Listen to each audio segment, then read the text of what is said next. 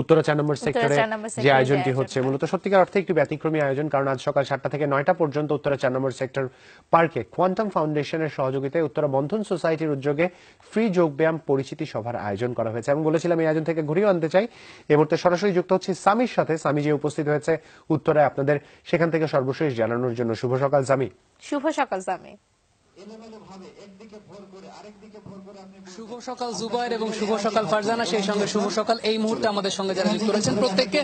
স্বাস্থ্যই সকল সুখের মূল।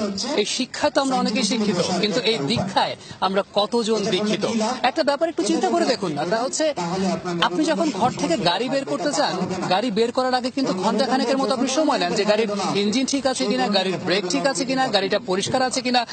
সুতরাং যে স্বাস্থ্যটা বা যে শরীরটা নিয়ে আপনি সারাদিন চলবেন, যে শরীরটা নিয়ে আপনি পরিবারের জন্য অর্থ উপার্জন করবেন, যে শরীর স্বাস্থ্যটাকে ঠিক রেখে আপনি দেশের জন্য অবদান রাখবেন, সেই শরীর স্বাস্থ্যটার জন্য আপনি সকালবেলা একটু সময় কেন ব্যয় করবেন না? এবং সেই একটু সময় ব্যয় করার উদ্যোগটা বা একটু সময় ব্যয় করার প্রয়াসটা কিন্তু নিয়েছে উত্তরা 4 নম্বর সেক্টর কল্যাণ সমিতি, এবং সেই সঙ্গে একাত্মতা প্রকাশ করেছে বন্ধন সোসাইটি এবং ফ্রি সানডে ক্লিনিক।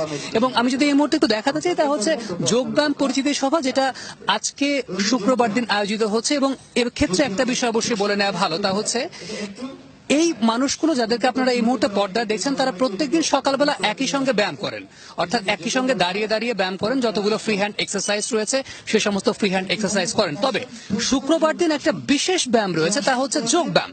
এবং আমরা প্রত্যেকেই জানি যে যোগ ব্যায়ামের উপকারিতা কতটুকু, যোগ ব্যায়ামের কতটুকু গুরুত্ব রয়েছে, যোগ ব্যায়ামের মানসিক গুরুত্ব কতটুকু, যোগ ব্যায়ামের শারীরিক গুরুত্ব কতটুকু।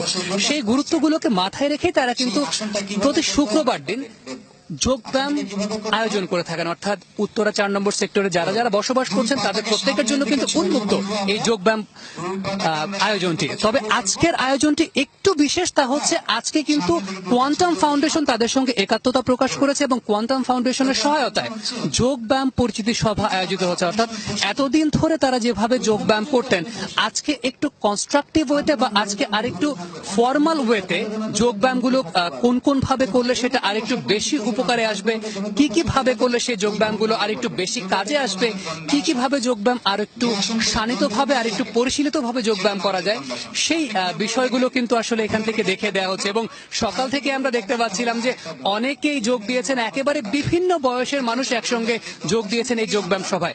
এই মুহূর্তে যে ব্যাপারে ইনস্ট্রাকশন দেওয়া চলছে তা হচ্ছে দণ্ডাসন, এবং এই দণ্ডাসন থেকে কিভাবে পদ্মাসনে যাওয়া যায় সেই প্রয়াসটা কিন্তু ঠিক এই মুহূর্তে দেখানো হচ্ছে। অর্থাৎ প্রশিক্ষক যিনি রয়েছেন তিনি দেখাচ্ছেন কিভাবে দণ্ডাসন থেকে পদ্মাসনে যাওয়া যায়। আপনারা দেখতে পাচ্ছেন ঠিক এই মুহূর্তে যে কিভাবে পদ্মাসনে যাওয়ার চেষ্টা করছেন, একেবারে এখন কিন্তু পুরোপুরি পদ্মাসনে চলে গেছেন। দেখতে পাচ্ছি আমরা ঠিক এই মুহূর্তে যে বিভিন্ন বয়সের মানুষ কিন্তু যোগ দিয়েছেন, এবং তার মধ্যে 50 বা 60 ঊর্ধ্ব মানুষের সংখ্যাই কিন্তু বেশি। আমরা একটা কথা সবসময় বলি যে বার্ধক্যকে কিংবা তারুণ্যকে কিন্তু বয়সের ফ্রেমে বেঁধে রাখা যায় না, এবং এই ব্যাপারটি কিন্তু এই জায়গা থেকে অত্যন্ত শিক্ষণীয় একটি বিষয় যে পর্দায় যাদেরকে আপনি দেখছেন তাদের বেশিরভাগেরই বয়স কিন্তু 50 কিংবা 60-এর উপরে।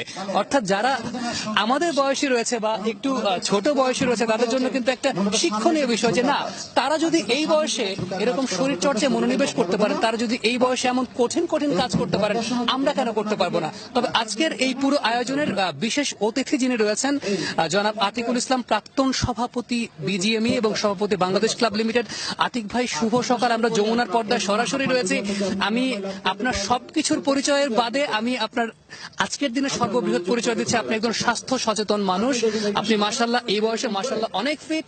আমি একটু আপনার কাছে জানতে চাইবো শরীর চর্চা আমাদের জীবনের কতখানি গুরুত্বের? এটি হচ্ছে 100-তে 100।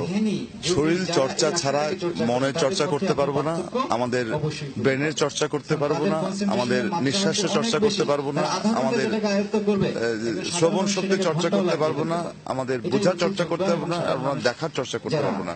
সুতরাং এই যে আজকে যে আমরা সকালে হাঁটি, হাঁটার পাশাপাশি আমাদের যকৃৎ বলি, আমাদের পাকস্থলী বলি, আমাদের শ্বাস প্রশ্বাস বলি, আমাদের সুস্থ মনকে রাখতে গেলে কিন্তু আমাদের শরীর শরীরকে আমাদের ঠিক রাখতেই হবে, এবং যখন আমরা শরীরকে ঠিক রাখতে পারবো তখন আমরা আমাদের যে চাপ যেটা আছে আমরা চাপটাকে আমরা নিঃসরণ করতে পারবো আমরা, এবং যত বেশি চাপকে নিঃসরণ করতে পারবো আমরা তত বেশি বড়দেরকে শ্রদ্ধা করতে পারবো, ছোটদেরকে ভালোবাসতে পারবো, এবং সুস্থ মন, এবং সবচেয়ে বড় এই মাদক যে আমাদের যুব সমাজকে যেভাবে আমাদের খেয়ে ফেলছে এই মাদক থেকে কিন্তু আমরা রিলিজ হতে পারবো।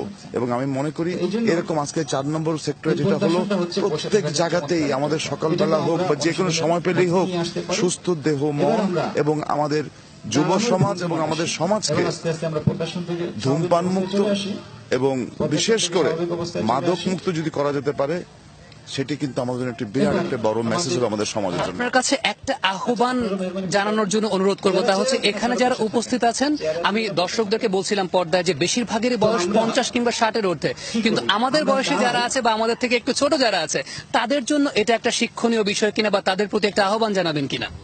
অবশ্যই আমি মনে করি যা আমাদের নতুন প্রজন্ম যারা আছে early to rise early to bed, আমরা সকলে জানি, আমি মনে করি যে তাড়াতাড়ি ঘুমিয়ে পড়ে এবং সকালবেলা উঠলে নিজের শরীরকে যেরকম ঠিক রাখা যায় ঠিক সেরকমই আমাদের কিন্তু সারা দিনের সময়টা কিন্তু অনেক বেশি কাজ করা যায়।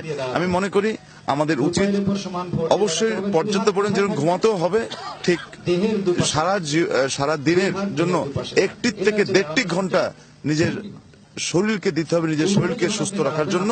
এবং আমি মনে করি আমাদের যুব সমাজ থেকে শুরু করে এবং আমাদের পরিবারের গার্জিয়ানদেরকে বলবো, বাচ্চাদেরকে বলুন সকালবেলা ঘুম থেকে উঠেই মাঠে এসে সুন্দরভাবে তার দিনটা শুরু করা ব্যায়ামের মাধ্যমে। ভাই অসংখ্য ধন্যবাদ, আমাদের সময় খুবই স্বল্প, আপনার কথা শুনছিলাম, শুনতে ইচ্ছে করছিল। আমি একটু শেষে আসলে একটা আহ্বান অবশ্যই জানাতে চাইবো, তা হচ্ছে সফল মানুষরা যেভাবে কথা বলেন বা সফল মানুষরা যে কথা বলেন সেগুলো কিন্তু আমরা অনেকাংশে ফলো করার চেষ্টা করি। সুতরাং আতিক ভাইয়ের কথা থেকে একটা কথা বলতে চাই যে হচ্ছে আপনার যদি শরীরটা সুস্থ থাকে বা আপনি যদি ফিজিক্যালি ফিট থাকেন আপনার কিন্তু মানসিকতার জায়গাতেও কিন্তু অনেক পরিস্ফুট হবে বা মানসিকতার জায়গাতে কিন্তু অনেক উন্নত হবে। আর মানসিকতার জায়গাতে ঠিক থাকলে আপনি আপনার আশেপাশের পরিবেশ সুন্দর রাখার চেষ্টা করবেন। আপনার আশেপাশে পরিবেশ সুন্দর থাকলে দেশটা সুন্দর হয়ে যাবে, দেশটা সুন্দর হলে বিশ্বটা সুন্দর হয়ে যাবে।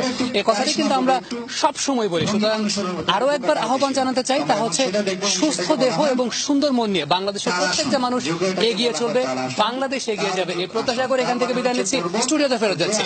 ধন্যবাদ স্বামীকে।